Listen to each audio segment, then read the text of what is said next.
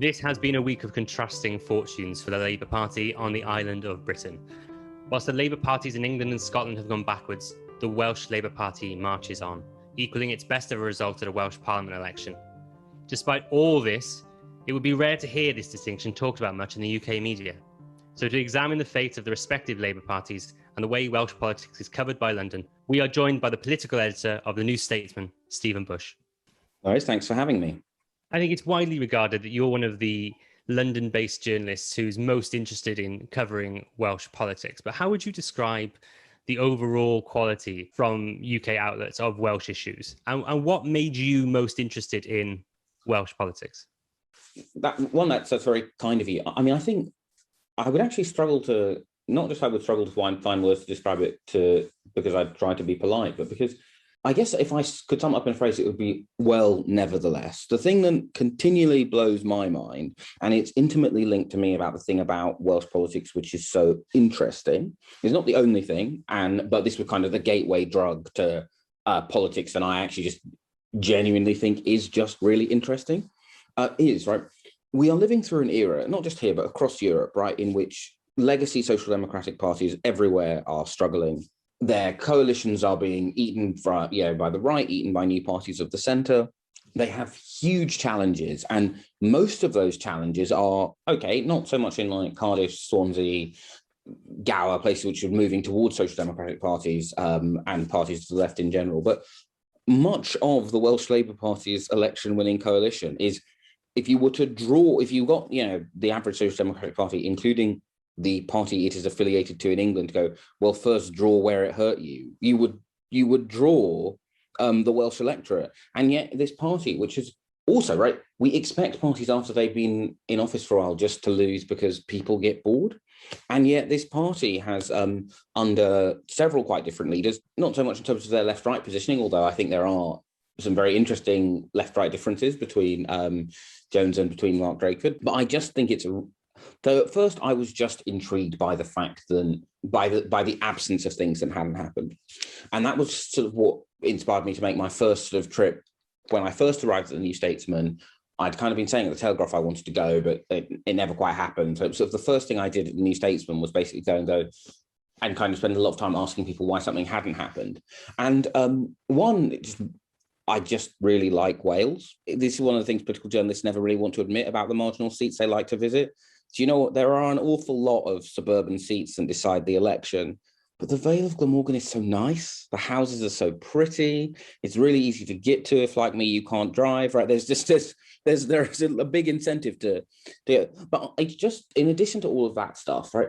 It's just interesting, right? Then there are, okay, this isn't true at the moment because R.T. Davies is back, but often it's a situation where you could say to all three of the party leaders, what do you think of the new right, and is that still a useful way for Conservatives to govern? And you get a really interesting answer from Mark Drakeford, a really interesting answer from some previous Welsh Conservative leaders, and a really interesting answer from Adam Price, right?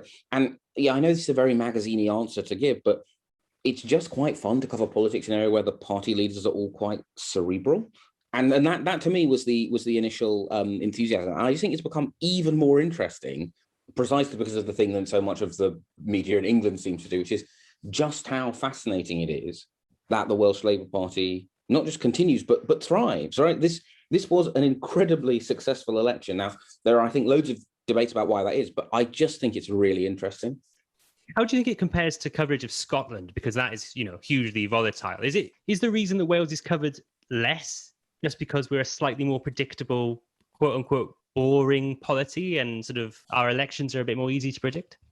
So actually, I don't think it really is. Then I think it actually is partly about the longer term structure of Scotland's relationship with England, and particularly actually the Scottish political parties, particularly the Scottish Labour Party's relationship with Westminster. John Morris, who was Secretary of State for Wales under Callaghan, was in the shadow cabinet for Blair's first term, in Wilson's shadow cabinet. So kind of huge experience. Was in the shadow cabinet almost throughout the whole of the 80s and 90s. Once said to me, I never forgot when I was Secretary of State that I'm the son of a conquered nation. And I think there's always been that well, I think it's partly why the Welsh Labour Party has been more successful than the Scottish Labour Party, but there's always been that soft nationalist and slightly ambivalent relationship with England. Whereas the weird irony of the Scottish Labour Party is they were, although they're kind of flirting with not doing this anymore, always the most unionist and, dare I say, almost the most imperialist bit of the British Labour Party, right?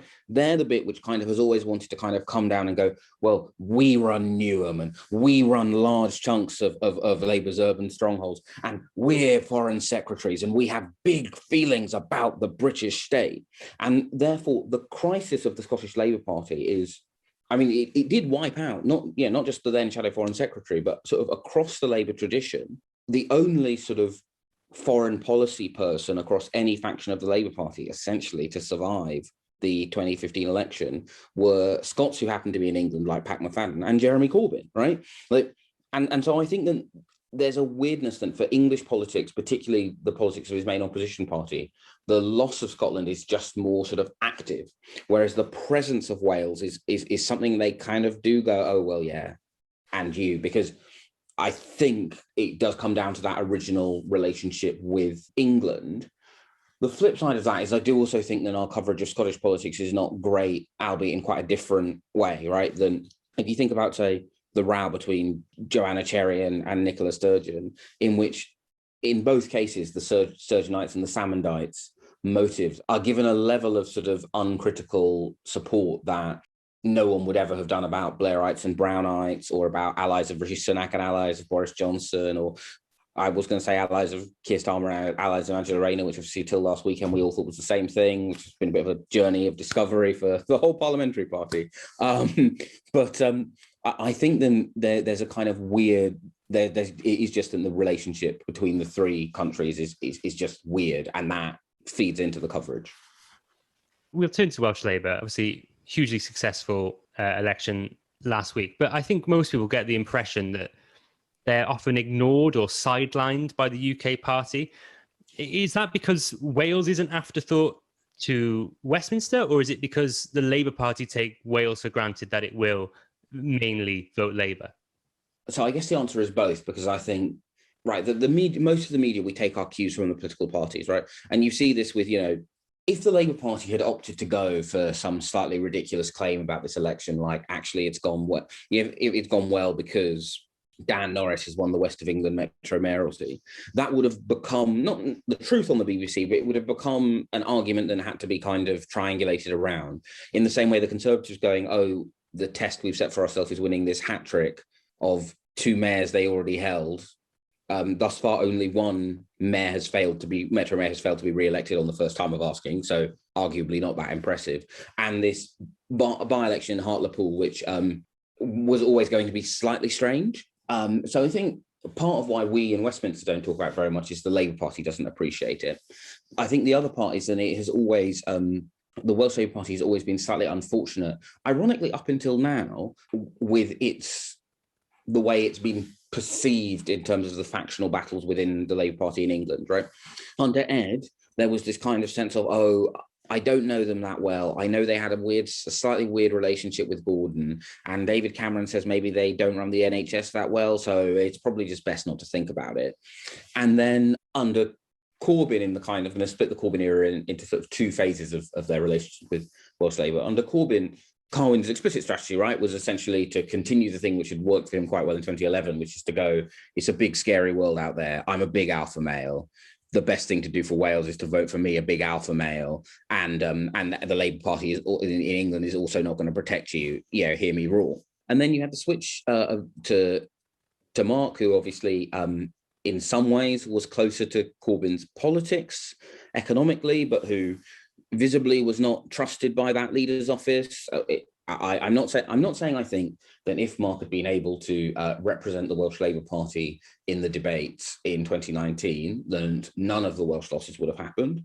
But it cannot have hurt Pride than you had Adam Price knowing a great deal, saying things, and I mean, when I say I don't think they were accurate, I don't think they were more inaccurate than the stuff that party leaders say about their opponents usually, but against someone in Becky Long Bailey, who, for all she has, lots of strengths as a politician, did not know the context and did not know the ground. And then you have another weird phase, right, which is that everything we are continually told by Keir Starmer's closest allies and intimates about what he wants to do for the Labour Party in England. It's like, well, you're describing the Welsh Labour Party, right? Somewhere visibly at ease and in love with the country it governs, or in the case of the English Labour Party, aspires to govern. And then, although they embody this in really interestingly different and similar ways, you could not say that Roderick Carwyn and Mark were not credible, but also they are in different ways radical, right? They're fairly ideologically aligned. This is the first election I have covered in which the Welsh Labour Party has had good things to say about the level of respect from the party in England. Yet perversely, we still had a situation in which the party in England, faced between the difficult choice of talking about its success in Wales and setting itself on fire in England, went, I'd like to hear more about the fire. And so that to me is again another sort of new and interesting thing, which is I would be lying if I told you I understood why that happened. Ignoring the reasons why the decision was bad for the English Labour Party, even if they wanted to do it on Monday, I am perplexed that they didn't go, let's get this guy who everyone likes. I'm yet to meet anyone even people who didn't think that he was the right choice to lead him. This slightly weird thing where someone would phone. It's like, I can tell you think you're briefing against Mark Drakeford, but the quantity of affection to briefing against is just completely skew-if here. And it's a strange relationship, actually more to do with the factional position of the Welsh Labour Party vis-a-vis whoever's been in charge in England up until this most recent time, when I think it had more to do with a leadership setup than, I don't think, to be honest, understands the machinery of the Labour Party very well. Weirdly, I think some of the things that lots of people have said in the Welsh Labour said it's brilliant. We have someone who runs the organisation properly and understands we know what we're doing and therefore leaves us to it. I think maybe the question is actually maybe it just doesn't really understand the party and therefore just left them to it, but it had the impression of him having made a sensible decision to leave them to it. Keir was quite comfortable coming to campaign in Wales, but as you said, he didn't really do much in the way of congratulations, and he didn't do the thing that Labour leaders have always done in the past of going to their most successful victory the morning after. Do you think he would have looked a bit ridiculous trying to claim credit for what is quite obviously Mark Drakeford's victory? I think he would have looked ridiculous trying to claim a credit for it. I do think, right, what Keir's team did was sort of kind of good idea adjacent, but unfortunately the idea adjacent to that good idea was a utterly disastrous idea.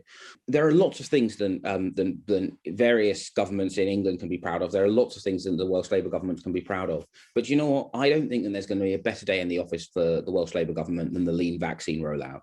The best rollout in any constituent country of the United Kingdom, which is in of itself the best rollout of any large country in the world.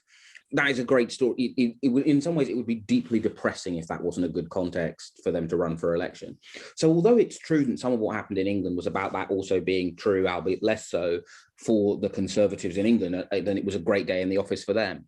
I just think if Keir Starmer had turned up and said, these people are everything we want to become, no one can say that Mark doesn't love his country. No one can say that Mark isn't credible, and no one can say he isn't radical. And all too often in the last decade, the Labour Party has failed to be radical, failed to be credible, and often seems to rather dislike England.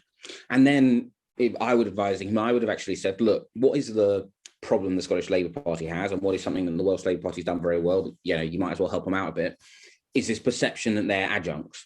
I would actually say, look, we're going to rename the party because I was about to say the party in the UK, but the weird thing is it is the party in England. It kind of has this weird problem where the UK party gets, it annoys people who are soft nationalists in either Wales or Scotland because they pick up that it is the party in England, but it doesn't get any soft nationalist support in England because it doesn't have the word English in the job title. And I think if it'd done that right, no one could have said, oh, you're stealing Mark Valler's I was about to say Mark Valler's Drakeford. No one would have said you're stealing Mark Drakeford's valor. They'd have gone, yeah, you're learning from success. That's a thing that every charity does that. Every business does that. The only part of British society in which it's considered gauche to actually learn from success and demonstrate you're doing so is politics. And so I think he could have done that classic Labour leader thing of running to the most successful area without looking a bit like he was going, why, yes, I am in fact the kindly grandfather of the nation.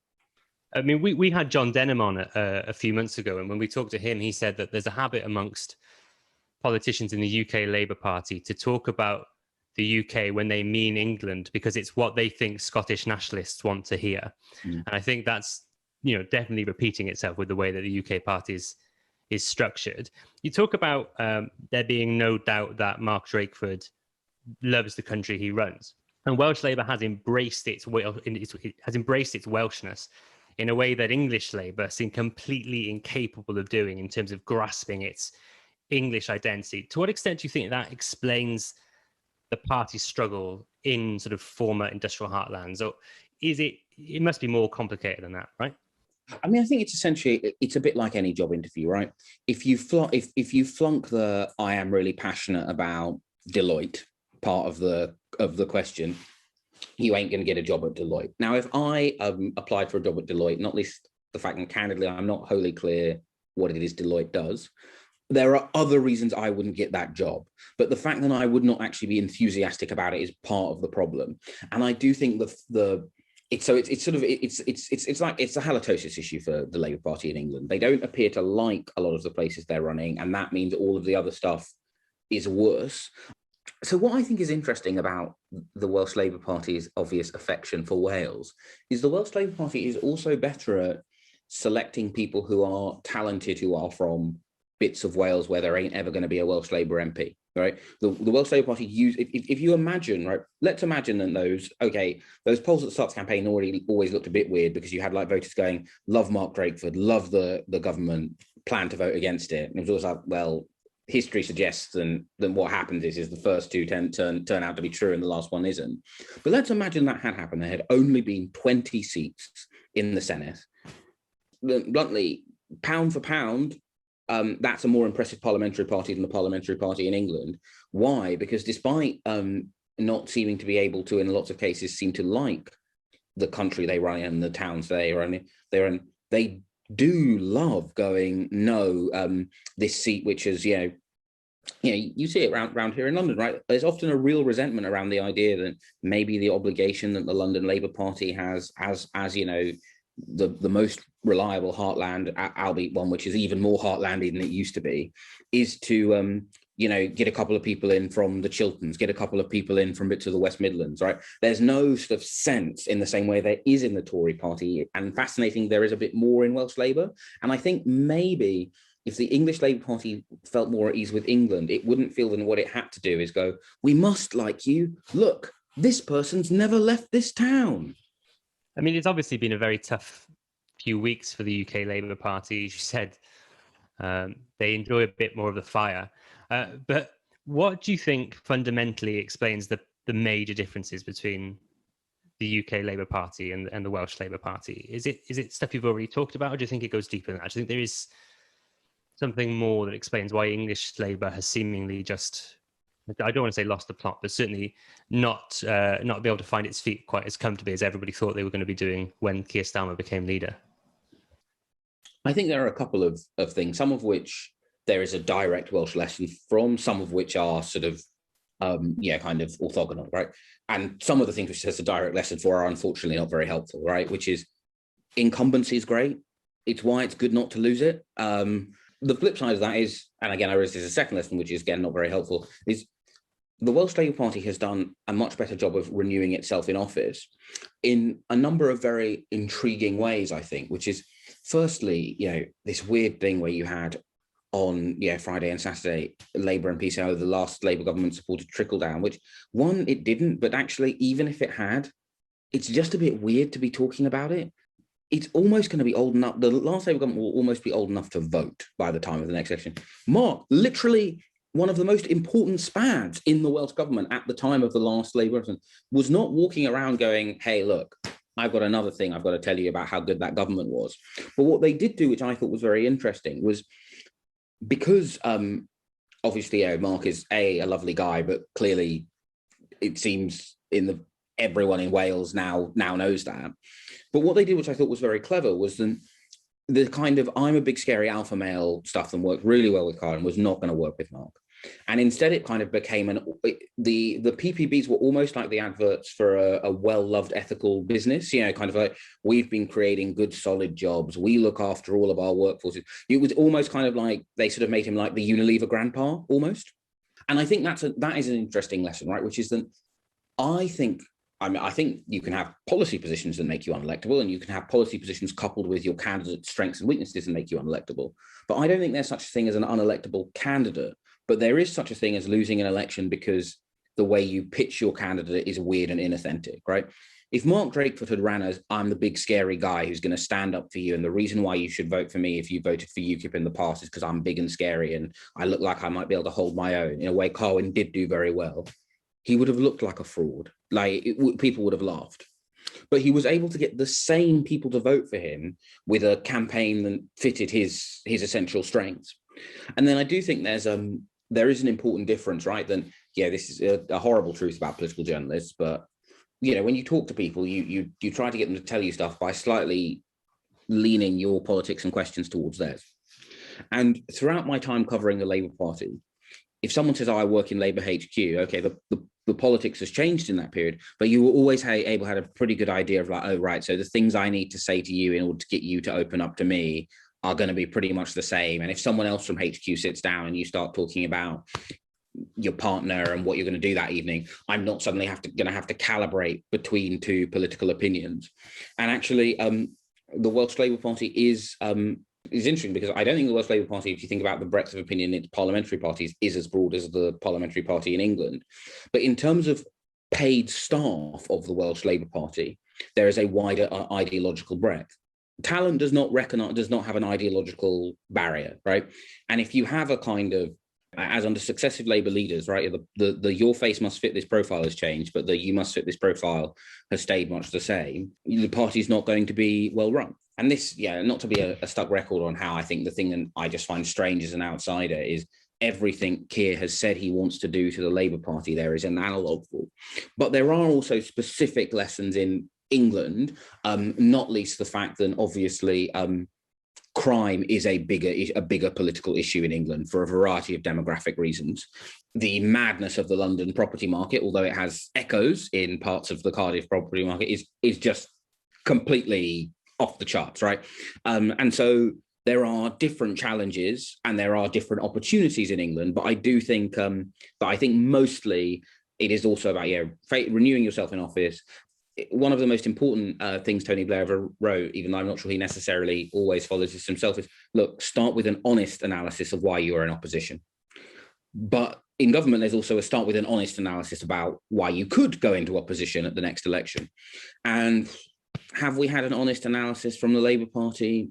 I mean, I just think anyone who concluded that the honest analysis of what went wrong was the campaign coordinator and the party chair, or this kind of performative, let's sack the chief whip who's retiring anyway, but in a way which just leaves a really bad taste when everyone was just expecting him to be given his clock and his champagne, and instead we're pretending that he was planning to do 10 more years. He was going to be chief whip until he was 80.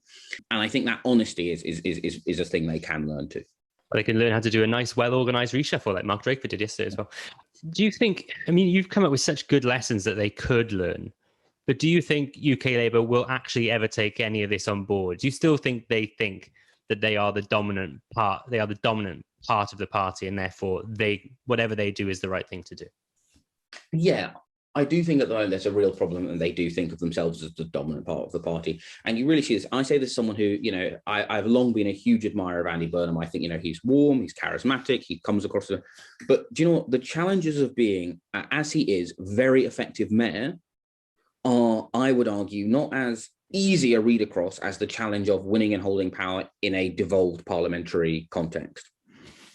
Yet why do people go, oh, what's Andy doing? Well, because he's in England, the centre of the world. The flip side is, I think John Denham is exactly right on this, in that as Labour in England discovers to talk about itself as a party in England, it will kind of almost by accident, I think, start to go, oh, right, so there are two Labour parties in Scotland and Wales. And so whether it learns it by looking across at Wales first and then going, okay, we should probably become a more English-focused Labour Party, or it kind of goes, hey, guess what idea we've come up entirely independently. The moment they start to do that, they will start to go, oh, right, there's lessons we can learn here. I feel pretty confident in saying I don't think Labour will win again in England until it has a interest in what it is doing both well and badly across the United Kingdom, because I think in terms of the political choices that the Welsh Labour government faced as a result of the cut of its direct grant from 2010 onwards, that opting not to protect the NHS and instead to protect health in the round was the right decision from a social justice perspective. But it did, of course, have implications for the effectiveness of the NHS in Wales. Given that Ed Miliband wanted to fight an election about the idea that they would make different choices to balance the books, it was a mistake to run away from the Welsh NHS rather than run towards it. But he wouldn't have had to have more respect for what the Welsh Labour government was doing. But it was obviously not working to run away from that as a story, right? It just made it seem like basically the Conservatives say actually they run the NHS better, and the Labour Party clearly agrees. And if Ed had handled that better, he would have paid more attention to Welsh Labour by accident. And I think either the lesson is going to actually happen by looking across, or it's going to happen by learning from within. But it's not serious. In the same way, it's not serious to think Labour can win if its policy of like, what do you think about what the Mayor of London is saying, is to go, oh, no culture wars, please. We only do the economics over here. In a devolved country, you can't win power unless you have a credible narrative about how the places you hold in power are good. Or actually, right, in case Keir listens to it and he feels like doing something else self-destructive, I really don't think it would be a good idea to run against the Welsh Labour Party, or indeed the Labour Party in London. But that's also a route to power. That also might, in a very different context, be a route to winning. But again, I'd like to emphasise, in case he does listen, seriously don't do it. Do you think that the three constituent Labour parties would be better off as sort of independent sister parties?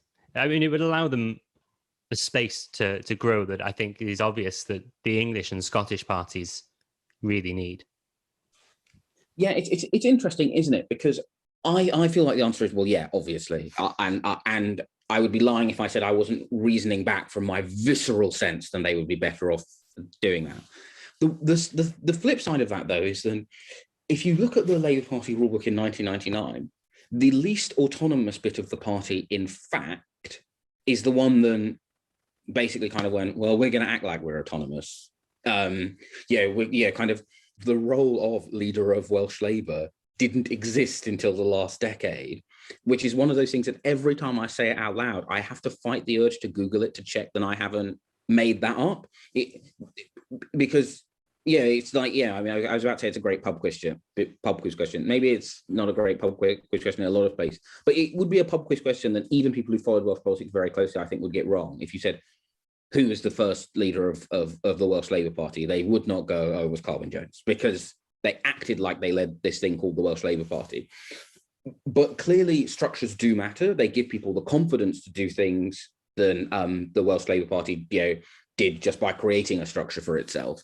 And so I think it would be better. I think it would free up both the Scottish Labour Party to have its debate about how it wins without a kind of nodding towards, because I guess the particular problem with the Scottish Labour Party is they really do want to revive in Scotland so they can go back to telling the Labour Party in England how to run itself. The Labour Party in England has still got that weird cringe of, oh, there's this thing called Scotland, and doesn't the Scottish Labour Party understand that, and maybe I should stick out of it. And I think the second they were two separate parties, one, the Scottish Labour Party would have to reckon with the fact that the Scottish Labour Party ain't going to get to run the English Labour Party again, right? Those days are over, right? The era of, here's a diverse part of London and Scottish councillors, like run it in like a kind of like a fiefdom, that ain't coming back, right? It's gone. And the era of the English Labour Party sitting around and going, oh, well, although your internal problems do create electoral problems for us in the Midlands, we're just going to sit very quietly and not interfere. That doesn't work the second that they are properly separate entities. So I think it is part of it. I do just think also, in terms of stuff which is just free, right? Just putting the name of the country you are trying to win power in. And this is the thing, I mean, I can't remember. So whenever I type the words Welsh Labour, on second mention, I want to use I will just want to use the word Labour. I can still hear the voice of someone who no longer works for the Welsh Labour Party, basically phoning me up and very gently going, "It's the Welsh Labour Party. It's always the Welsh Labour Party." And that kind of thing, people kind of go, well, it's not about things like appearing in front of flags. Well, it sort of is, but only downstream. In the, if for some reason there was not a flag, on the fifth floor, I don't think that someone will go, "We've got to have a flag here because otherwise, we'll be eaten by the nationalists." Someone will just go, why is there not a flag? And so I think, there's a very long-winded way of saying, look, yes, I think so. I would be lying if I said I didn't just emotionally believe that was the right way to do, but it just feels obviously part of the solution. Obviously, the Constitution has formed the basis of a lot of Scottish Labour's problems, and it looks like it will form the basis of English Labour's problems. Welsh Labour have come up with this plan for Home Rule. They seem to be the part of the party that's driving constitutional change the most. Do you think they have any chance of getting that change through? Is any success plausible for that plan within UK Labour? Do you think it might get watered down, or maybe not even find its way into the next manifesto at all? And do you think that without a Labour government, there's any chance of any of that constitutional change happening? I think it has a good chance of ending up in the next Labour manifesto, because bluntly, one of two things are going to happen, right? Either Keir Starmer, who it kind of continually blows my mind to remember this, but nonetheless it is true, right? Who is the greenest leader a political party has ever had, right? Far less of an understanding of the Labour movement than Jeremy Corbyn, Ed Miliband, Tony Blair, albeit with very different relationships to that movement and very different origin stories in terms of how they became leader. Either he will learn on the job and shape up, or he'll be shipped out. But one way or the other, I just can't envisage when the Labour Party is coming to its Clause 5 meetings and its manifestos, then the fact that there is now a constitutional Welsh Labour voice doesn't lead to that being a large part of the stuff around the constitutional position. Now, I realise my argument here is because that would be a major act of self-harm, and obviously there was a major act of self-harm in terms of how the Labour Party in England related to the Welsh Labour Party in 2019. But I think whoever is leader in 2020, whatever it is, will not repeat that precise mistake, not when there are so many new ones to make. In terms of the devolution question, now, as long as Boris Johnson is Prime Minister, bad managers hate to delegate. They delegate when they have to, which is why Michael Gove is so important, because he essentially performs large chunks of the roles we would usually attribute to the Prime Minister. But they're so bruised by Andy Burnham coming out best politically out of the tussle over furlough extension, so bruised by their bad relationship with Sadiq Khan, then there is not, I think, going to be meaningful devolution in either sense. So let's take, what is a thing that a Conservative Party which really cared about strengthening the union would be doing? It would be making it easier for people who work there already to commute from North Wales to Liverpool. But are they going to do that? No, because they are not going to connect a Labour voting Wales to a Labour voting Liverpool. That just isn't how they conceive of infrastructure projects, despite the fact that it's something that broadly has the buy-in of I realize without say of both mayors. I don't know what Joanne Anderson's position on it, but had the buy-in of both mayors before, and I imagine probably still has the buy-in of both Labour mayors and the buy-in of the Welsh Labour government.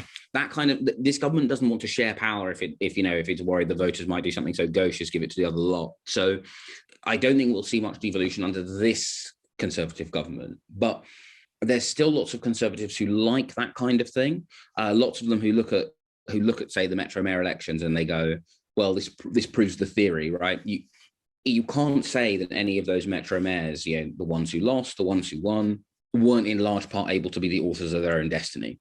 And the argument that people would often make against devolution in a Westminster context is, you do this and all you're doing is you just essentially spinning the wheel on whether or not people vote against what happens in London, and they end up with worse service as a result. But there are still people who are excited by the devolution stuff in a serious way. I also think, okay, maybe those of us who are optimists will get this V-shaped recovery. There won't be any economic scarring, and we will just stride confidently out of lockdown.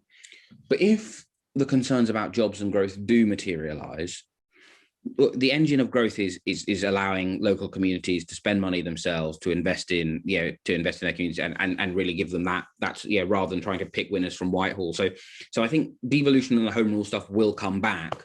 It will come back through Labour, and it will come back regardless of who is in power, because it turns out it just works.